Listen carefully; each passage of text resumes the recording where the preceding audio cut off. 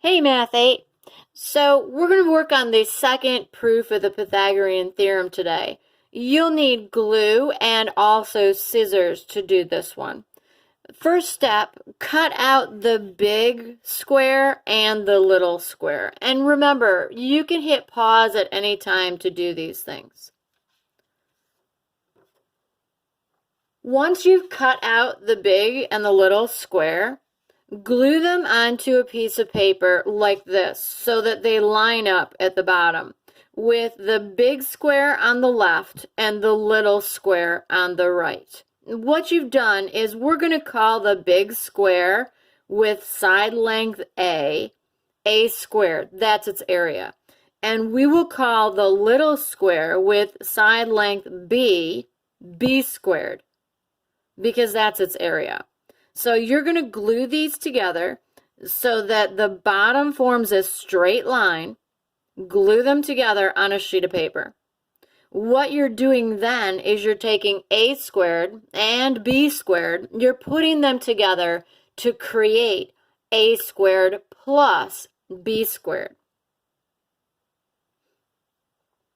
Now, once you've completed this task, what I want you to do is count how many boxes is the length of B's square. It's 1, 2, 3, 4, 5, 6. I need you to take this length, the side length of B squared, and I need you to measure it starting on the leftmost corner of that big square called A squared. 1, 2, 3, 4, 5, 6. So what we're doing is we're going to take the side length that is equal to the side of B squared, and we're putting it at the bottom of the A squared.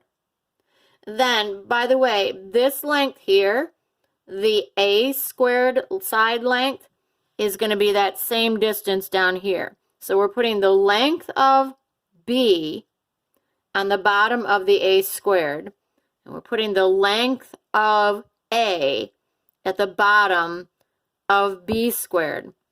Now that dot is not where the crease is between the two squares. It's actually 2 spaces over for this problem.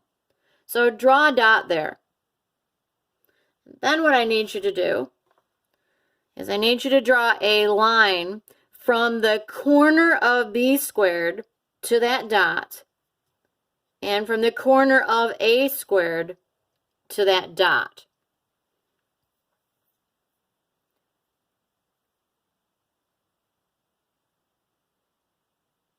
And so what you're going to end up creating are 2 triangles. Each of them is going to have a side length A and a side length B. This one had a side length A because that's how tall this square is. And then we intentionally put the side length B at the bottom. This one over here, this triangle, has a side length B because that's B squared's square. And then we intentionally put the length of A at the bottom of it. So this triangle has a side length A and a side length B. And this triangle has a side length A and a side length B. Okay, now what I need you to do is cut out around this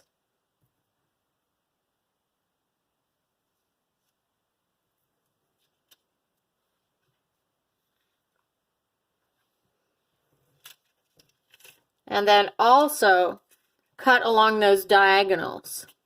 So cut it out and cut along those diagonals. And then put it right back together so it looks like this. And again, each of these 2 triangles, they're identical. See that? See how they're the exact same size? They each have a side length B and a side length A. Now, of course, the hypotenuse is here. This is the hypotenuse. These are 2 right triangles. And this is the hypotenuse here. So each one of them has a side length A and a side length B.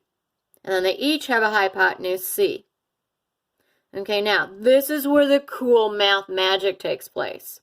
Without adding or subtracting anything, I can just move these pieces.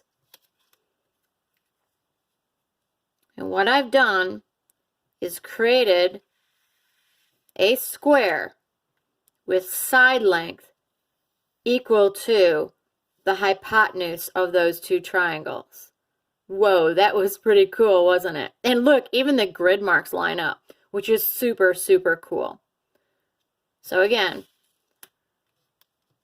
without adding or subtracting anything, all I did was move those around. I took these two pieces and I moved them around. I have created a perfect square with side length equal to the hypotenuse of those two triangles. Super cool, huh, Math 8? Okay, next part is going to be the proof. So, first part, you're going to describe what we just did here. The second part, you're going to explain how what you just did proves that a squared plus b squared equals c squared. I'll do that in another video. Right now, you just document what did you do, cut and paste, to create this.